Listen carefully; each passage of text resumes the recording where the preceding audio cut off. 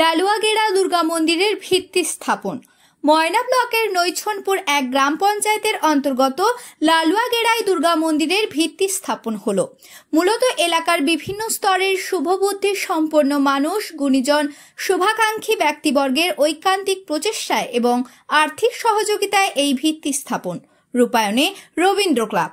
উপস্থিত ছিলেন সমাজসেবী হরিপদ মাইতি, রঞ্জিত মণ্ডল, অমল মণ্ডল, অনিরুদ্ধ মণ্ডল সহ ময়না পঞ্চায়েত সমিতির বনভূমি কর্মাধ্যক্ষ সন্দীপন জানা, নৈছনপুর এক গ্রাম পঞ্চায়েতের উপপ্রধান প্রদ্যুৎ হাজরা, ময়না পঞ্চায়েত সমিতির সদস্য গৌতম জালুয়া, পঞ্চায়েত সদস্য মহাদেব জালুয়া, এডিএ গৌতম মণ্ডল, সিনি ময়না RHDCর কর্ণধার রঞ্জিত হাজরা সহ লালুয়াগেড়া গ্রামের অনেক সদস্য ও সদস্যবৃন্দ।